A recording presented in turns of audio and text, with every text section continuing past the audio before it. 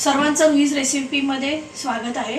आज मी तुम्हाला stuff capsicum म्हणजे शिमला मिरची भरलेली ते दाखवणार आहे। हे मोठे बॉईल करून म्हणजे उकडून बटाटे घेतले आहेत। अर्धा किलो छोटे छोटे हे घेतले आहेत शिमला मिरची स्टफ करायला। हे सगळे मसाले हळद, लाल तिखट, गरम मसाला, जिरा पूड हे सगळं, आणि इथे बारीक चिरलेली मिरच्या, जेवढं तिखट पाहिजे तेवढं, कढीपत्ता, आमचूर पावडर, कोथिंबीर आणि मीठ। जाडसर भरड काढलेली आहे, धने आणि बडीशेपाची। सोलायचे बटाटे आपण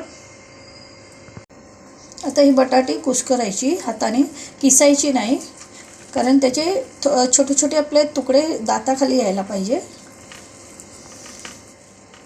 आता हे 2 चमचे तेल घ्यायचं, राई आणि जिरं घालायचं त्याच्यामध्ये मिरची घालायची, कढीपत्ता घालायचा,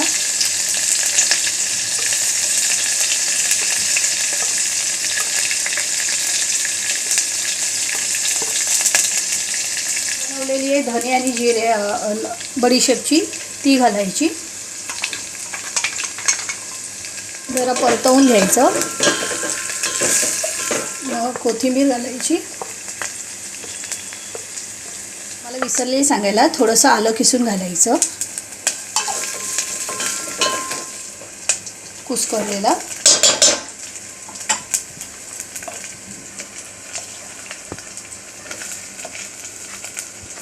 आमचूर पावडर 1 टीस्पून, चवीपुरतं मीठ, अर्धी टीस्पून हळद,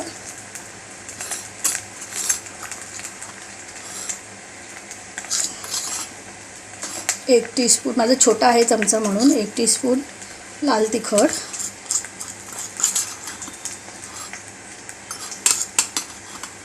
हा गरम मसाला अर्धा टीस्पून, आणि आपण भरड करून घेतलेली ह्याची धन्याची, म्हणून मी धने पावडर नाही घालत आहे, फक्त जिरे पावडर घालते।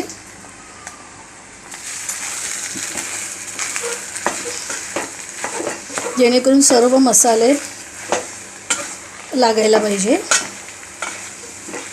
ही भाजी थंड होण्यासाठी एका प्लेटमध्ये काढूया, अशी पसरवून थंड व्हायला ठेवूया।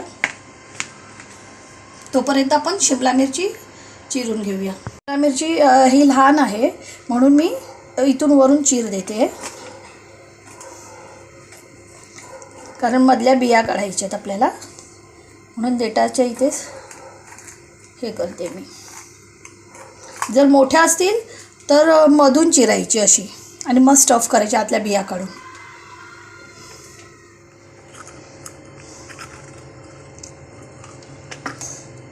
असं साफ करायचं। तरी आपण स्टफ करायची, हातानेच मी स्टफ करते, अगदी दाबून दाबून।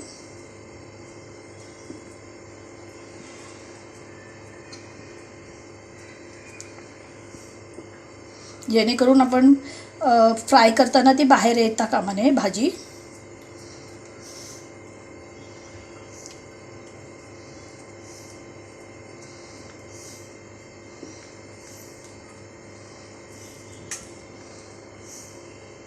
हे बघा असं।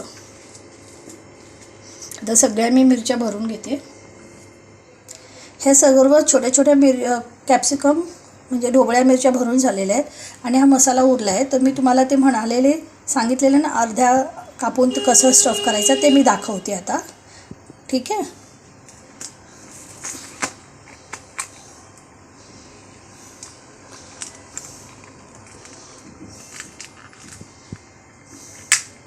हा देठ काढायचा,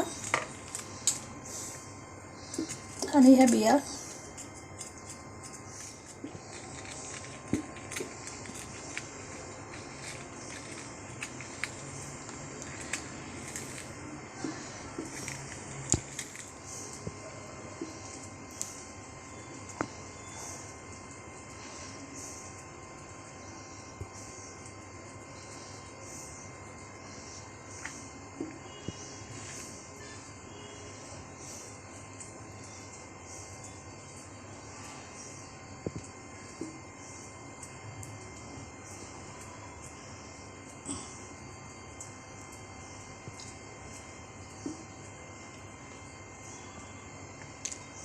2 मोठे चमचे तेल घालायचं. आता हे लो फ्लेमवर हे करायचे, फ्राय करायचे.